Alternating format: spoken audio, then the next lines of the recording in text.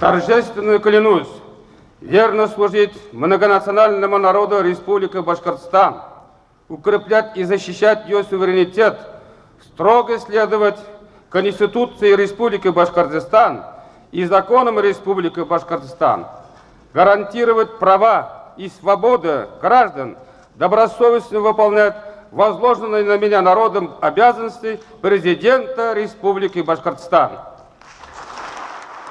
1993 год. Первым президентом Башкортостана избран Муртаза Губайдулович Рахимов. Это событие носило эпохальный характер, свидетельствовало о смене общественной формации, о крутом вираже истории, о начале ее качественно нового витка.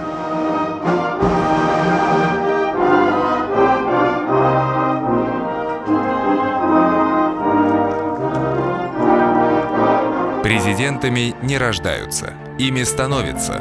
Муртаза Губайдулович Рахимов в этом отношении не исключение. Никто из друзей его детства не мог и предположить, что их товарищ и односельчанин через много лет станет крупным государственным деятелем России, руководителем Башкортостана. Вряд ли могли в нем разглядеть будущего президента и сокурсники по институту. Мы никогда не узнаем, какой надеждой тешился бывший фронтовик Губайдулла Рахимов, когда отправлял своего сына на учебу в Уфу. Возможно, мечтал, что его Муртаза станет, подобно ему, председателем колхоза. И это, наверное, было пределом его мечтаний. Но, как говорится, мы предполагаем, а Господь располагает, и пути его неисповедимы. В одном из интервью Муртаза Губайдулович сказал: «Я не стремился к власти, но и отказываться от нее не в моих правилах, потому что я всегда был и остаюсь государственным человеком и патриотом. Мне не безразлично, что происходит в республике и стране».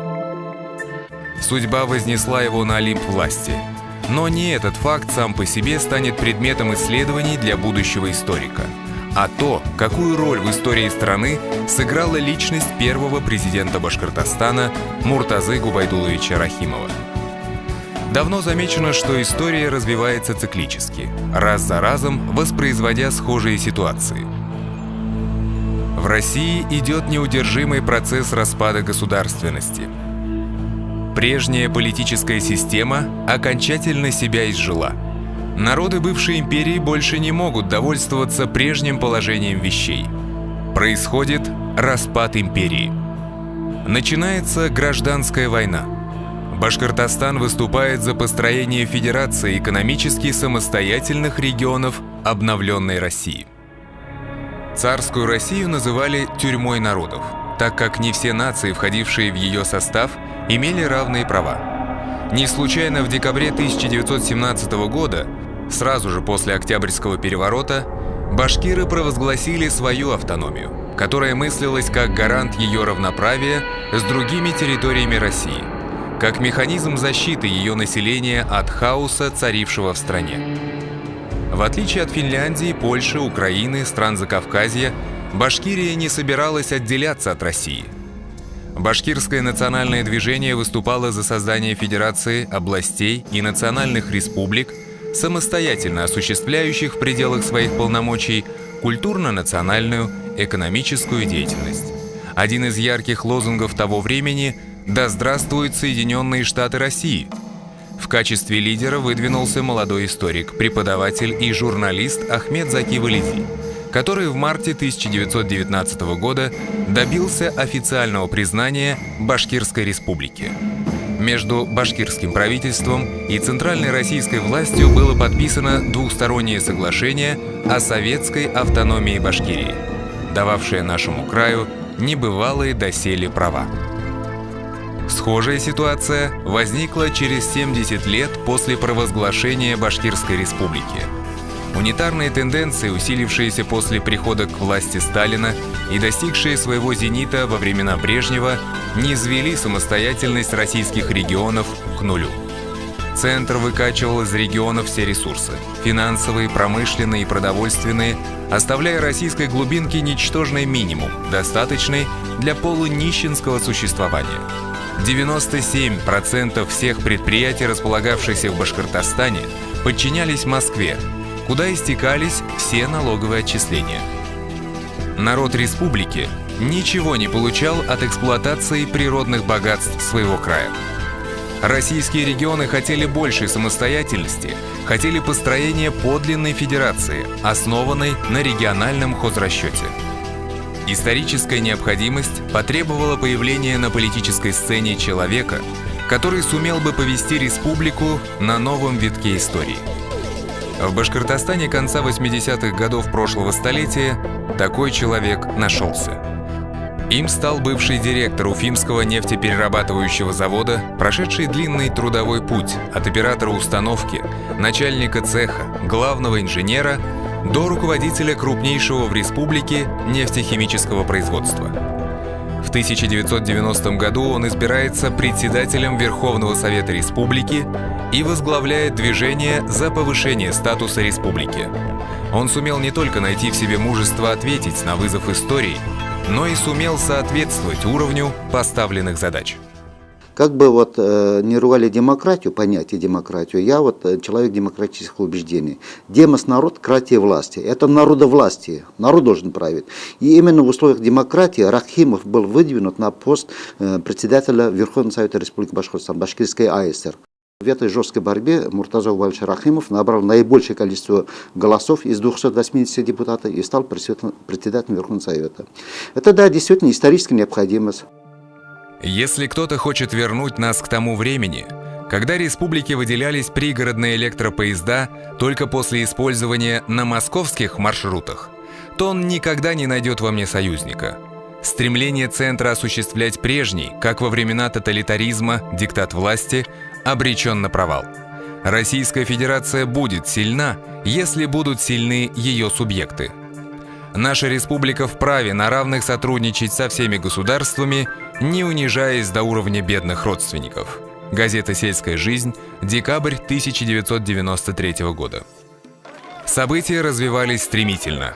12 августа 1990 года в Уфе состоялся митинг, на котором тогдашний председатель Верховного Совета РСФСР Борис Ельцин заявил: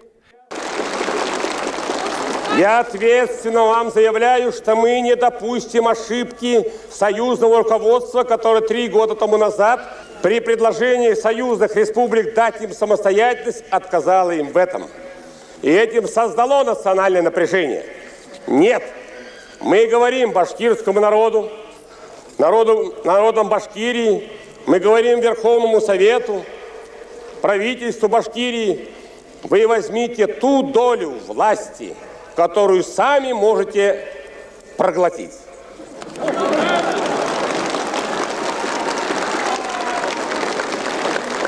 И вот 11 октября 1990 года Верховный Совет БАССР принимает декларацию о государственном суверенитете Башкортостана.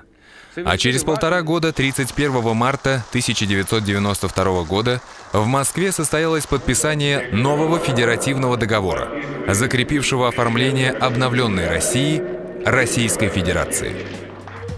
В то смутное время многие горячие головы критиковали руководство республики за соглашательство с центром, ставили в пример Чечню и Татарстан, отказавшихся подписывать федеративный договор и, следовательно, входить в состав России.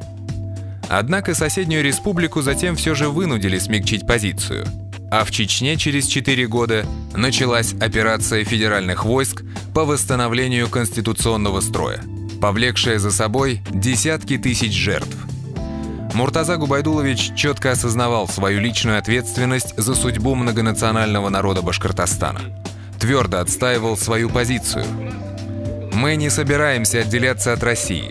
Мы хотим лишь самостоятельности в решении своих экономических, культурных и социальных вопросов». При этом местные националисты обвиняли Рахимова в предательстве интересов башкирского народа, а центр, наоборот, в сепаратизме, что подтверждает старую истину: «Всем мил не будешь». Но время подтвердило правоту его позиции.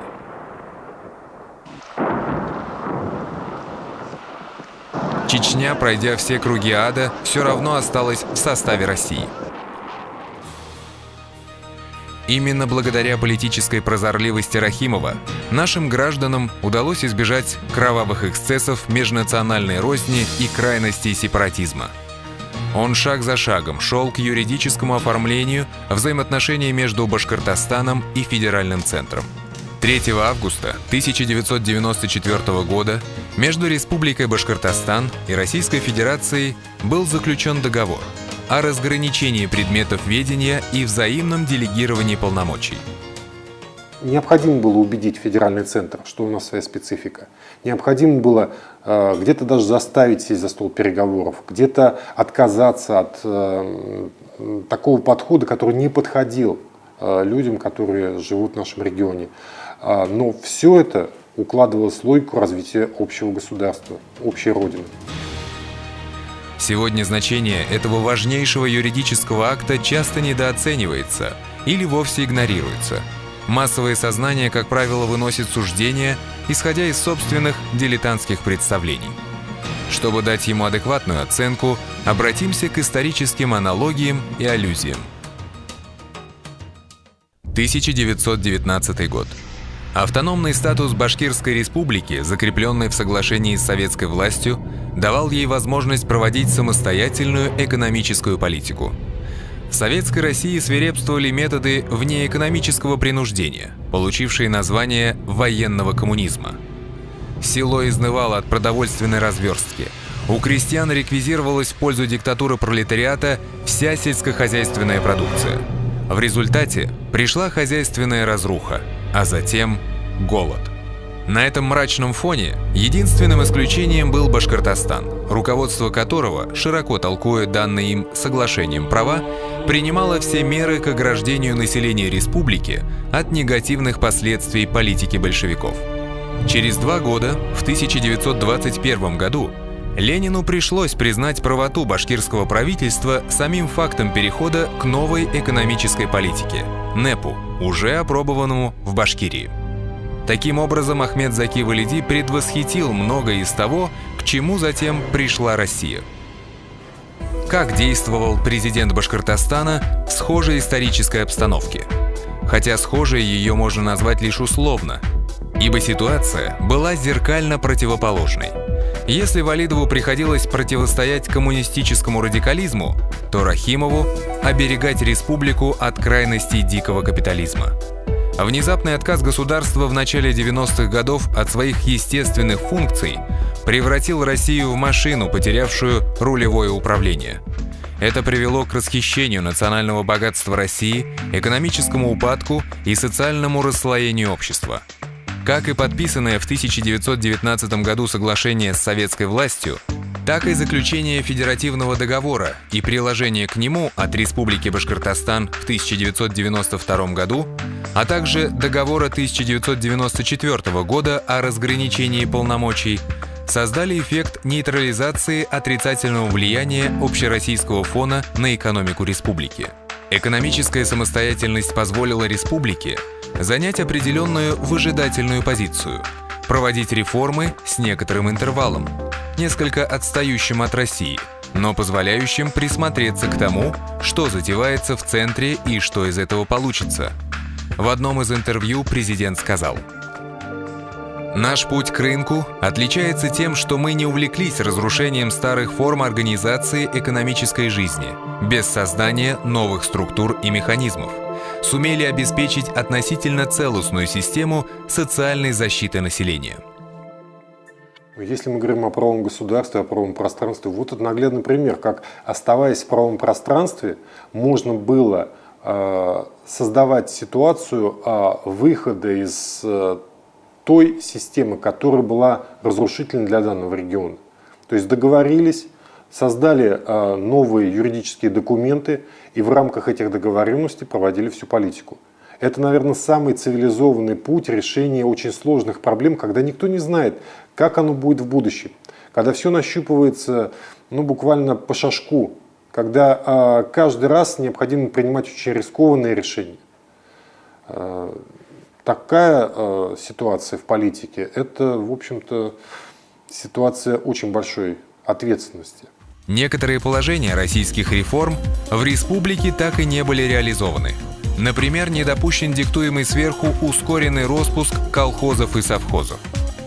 Во многих регионах с опозданием осознали ошибочность политики молодых реформаторов, предлагавших плюнуть на село, мол, рынок сам все разрулит, сам по себе возникнет класс фермеров, который и село газифицирует, и дороги построит.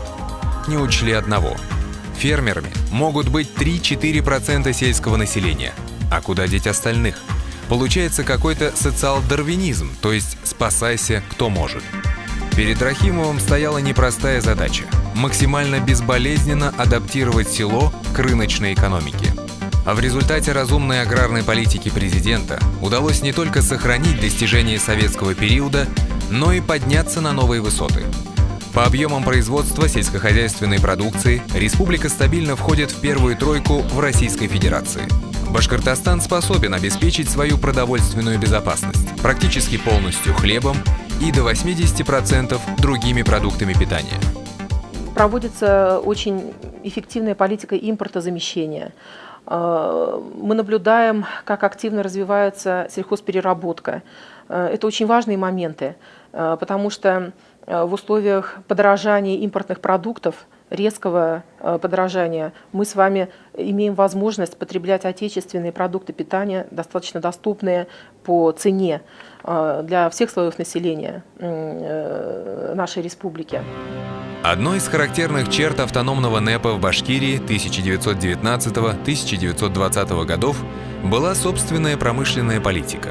Башкирское правительство не торопилось проводить сплошную национализацию предприятий, тем более не запрещало им вести предпринимательскую деятельность, как это было на территории Советской России.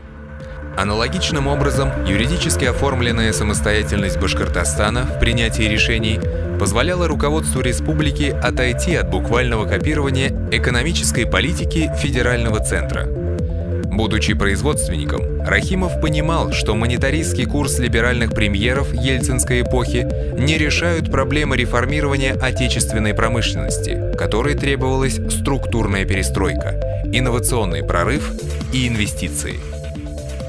Не в правилах Рахимова было идти за слепыми поводырями. Время доказало его правоту.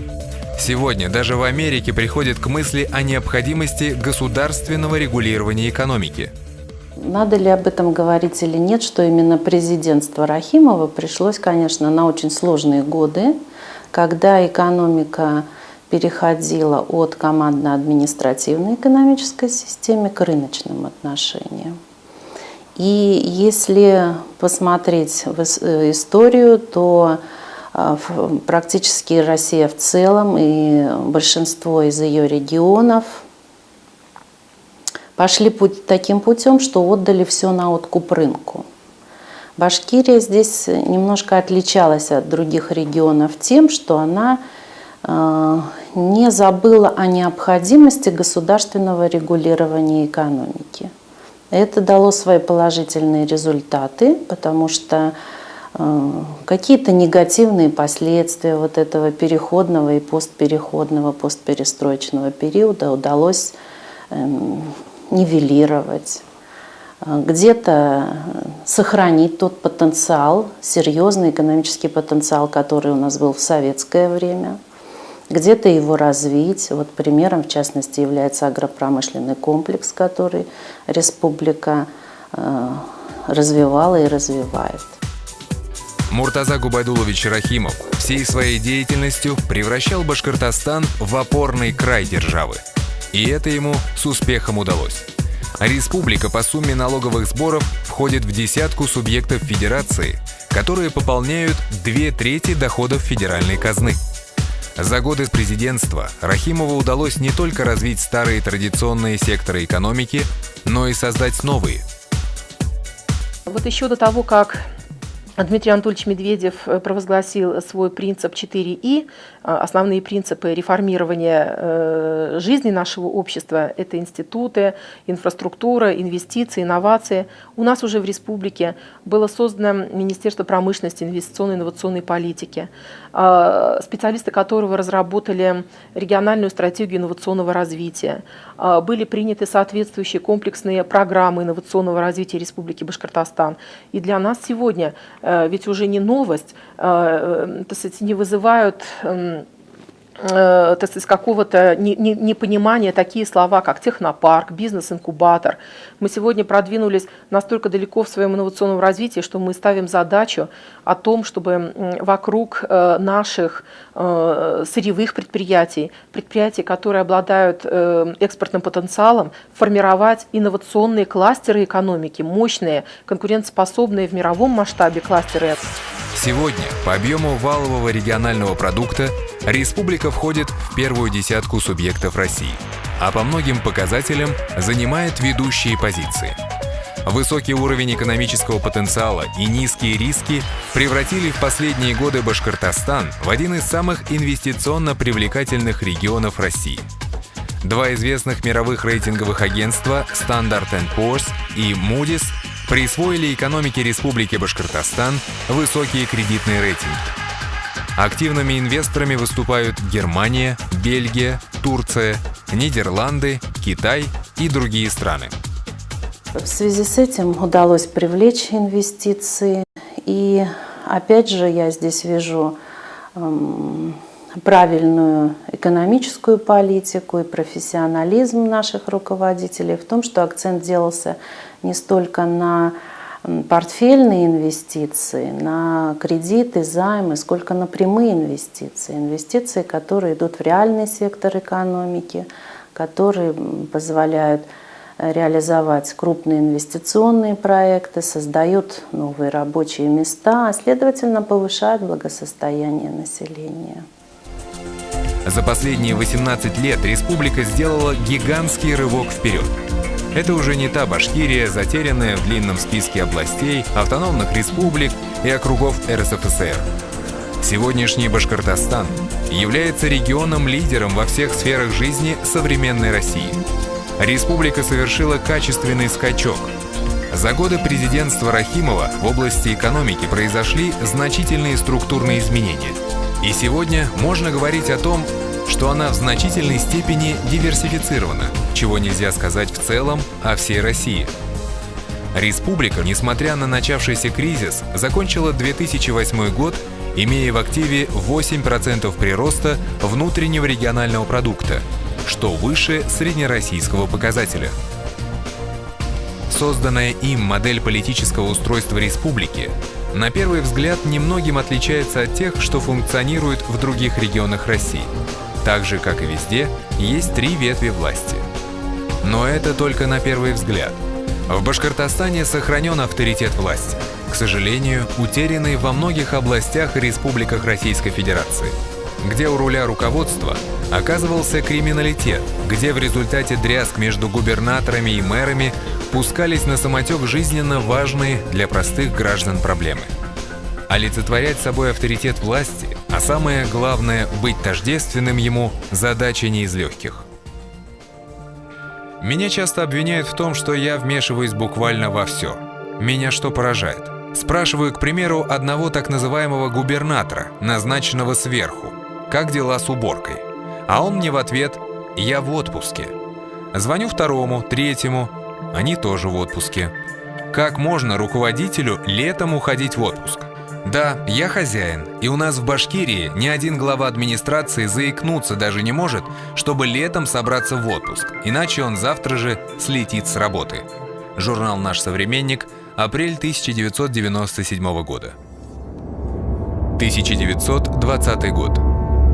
После того, как положение большевиков стабилизировалось, Ленин в разговоре с Ахмед Заки Валиди назвал соглашение с башкирским правительством ни к чему не обязывающим клочком бумаги. Таким образом, экономическая и политическая самостоятельность Башкортостана свелась к нулю. Российская Федерация скатывалась к унитаризму, что было далее, прекрасно известно из истории. Тоталитарная диктатура Сталина, репрессии и, в конце концов, гибель суперцентрализованного монстра Советской империи, погибшего под тяжестью собственной массы. Сегодня складывается схожая ситуация. Опять обозначился унитаристский крен в региональной политике федерального центра. У юристов есть такой вот присказка, что ли, вот, и задают вопрос за границей, каково соотношение обычая и договора. Ну, это правовые категории. И отвечают, в России существует обычай не соблюдать договора. Но это, конечно, очень жаль, но, к сожалению, это так. Если выстраивание вертикали власти до известной поры было продуктивным, то дальнейшая централизация управления может повлечь негативные последствия. Прекрасно понимая, что несправедливость межбюджетных отношений, существующих сегодня между центром и регионами, порождает иждивенчество у дотационных регионов, а у доноров убивает стимул к развитию, президент республики не раз высказывался в пользу изменения существующей системы. Ведь именно федерализм сегодня является главным ресурсом развития России. Если брать за пример Францию, которая в данный момент является 5-й по счету республикой, то сегодняшний Башкортостан является 3-й республикой. Первая республика, автономный Башкортостан, была основана Ахмед Заки Валиди в 1917 году и просуществовала до 1920 года, когда большевики создали советскую модель автономии. Вторая республика, БАССР, просуществовала до 1992 года. Третьей республикой является современная Республика Башкортостан, архитектором и первым президентом которой является Муртаза Губайдулович Рахимов. Его творение, подобно крепко сколоченному судну, уверенно движется в будущее по волнам экономических ненастий и политических бурь, обходя подводные рифы и мели, отбивая нападения флибустьеров. И, как нам кажется, будущее в очередной раз докажет, что курс, взятый его капитаном, был верным.